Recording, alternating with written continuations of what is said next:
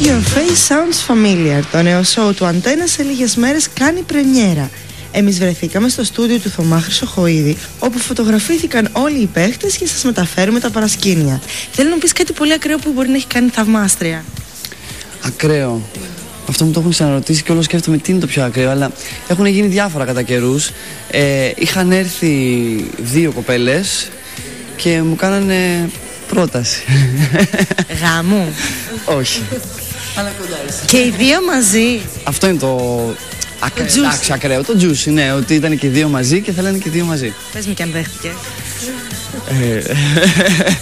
Καλύτερα να μην το συνεχίσουμε, εγώ λέω. Δεν μπορώ να το δείξουν κιόλας. Παρατήρησες μία διάθεση λίγο πιο επιθετική από τα media και από κόσμο γενικότερα, ακόμα και από συναδέλφους σου μέσα από social media? Υπήρχε έτσι μία παραπάνω επίθεση λόγω της προβολής? Αυτό πάντα συμβαίνει σε όλους. Δηλαδή, ακόμα και η Έλληνα Παπαρίζου που κέρδισε, λέγανε αρνητικά σχόλια. Δηλαδή, είναι δεδομένο αυτό, ότι ό,τι και να κάνεις θα πούνε θετικά και αρνητικά. Θέλω να σε πάω λίγο σε έναν κριτή εντός εισαγωγικών, τον Αλέξανδρο Τορίγα, που έχετε συνεργαστεί. Εντάξει, αυτό σου δίνει ένα μικρό αβαντάζ. Μου δίνει ένα αβαντάζ στο να είμαι χαλαρός, γιατί έχουμε δουλέψει. Και με το κόκκινο δωμάτιο ο Αλέξανδρος με βοήθησε πολύ, και ο Δημήτρης ο Αποστόλου, που γράψανε για μένα. Και έκανα κάτι που μη είδε πολλής κόσμος. Είστε αναλύωτοι. Ευχαριστώ. Υπάρχει κάποιο μυστικό? Εντάξει, είναι και το DNA, είναι και οι γονείς μου έτσι. Οπωσδήποτε το DNA παίζει μεγάλο ρόλο. Αλλά είναι ότι δεν έχω κάνει καταχρήσεις, δεν έχω κάνει τίποτα στον εαυτό μου. Βάζω σπανία και κρέμα, για να καταλάβεις. Και όλα αυτά τα μπότοξ, οι πλαστικές. Δεν έχω καμία σχέση με τέτοια πράγματα, ειλικρινά σας μιλάω. Νομίζω ότι αυτά καταστρέφουν την ομορφιά. Νομίζω ότι η γυναίκα πρέπει να μεγαλώνει φυσικά και όμορφα. Μου φαίνεται ότι έχετε αδυνατήσει. Ελπίζω να μην σας τρέχουν από τώρα. Όχι, όχι. Η αλήθεια είναι ότι έχω αδυνατήσει από πέρσι όντως. Και τώρα είμαι στα κανονικά μου, όπως ήμουν πριν από χρόνια. Είναι νωρίς, το ξέρω, αλλά να ρωτήσω για δεύτερο παιδάκι, είναι κάτι που θέλατε? Είναι κάτι που μας αφορά, μας ενδιαφέρει, το θέλουμε, αλλά όπως πάντα λέω, αυτά τα πράγματα ποτέ δεν ξέρεις πώς, πότε, αν. Απλώς τα εύχεσαι με έναν τρόπο.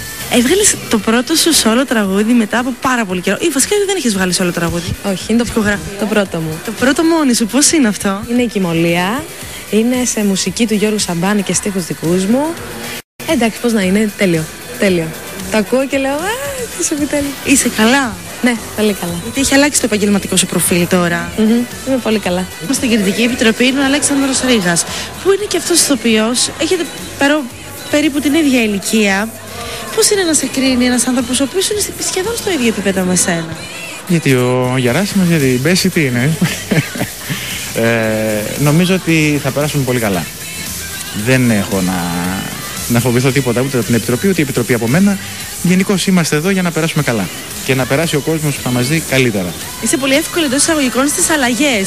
Βλέπουμε αλλαγές και στο στυλ και τα λοιπά. Οπότε για σένα θα είναι piece of cake. Αυτό είναι ψωμοτήρι. Καταλαβαίνεις, είναι η καλύτερη μου. Δεν βαριέμαι καθόλου. Οι άνθρωποι που θα ζουν γύρω μου και τώρα για 12 εβδομάδες θα ζήσουν 12 διαφορετικούς ανθρώπους. Δεν ξέρω πώς θα την παλέψουν, αλλά εντάξει. Ξένο ή ελληνικό ρεπερτόριο, τι λες? Προτιμώ το ελληνικό. Βέβαια το ξένο έχει πιο πολύ ψωμί, αλλά το φοβάμαι και πολύ. Θα δούμε, εντάξει, είμαι σε καλό δρόμο πάντως για τα ξένα τραγουδάκια. Ζούμε εκπλήξεις διάφορες. Έχεις πάρει τις παραγωγές του Αντένας Βάρνα, Dancing with the Stars. Face sounds familiar to me. Έτσι φαίνεται, δεν ξέρω. Αυτό που είχα πει και τότε όταν πήρα μέρος στο Dancing, που είχα πει ότι μόνο εκπομπή μαγειρικής δεν έχω πάρει μέρος. Νομίζω θα είναι το τρίτο και θα τελειώσει η καριέρα μου πια στην τηλεόραση. Λοιπόν, Θωμά, την αλήθεια, ποιος είναι ο καλύτερος? Ο Γιάννης ο Λάτσης που το σκέφτηκε.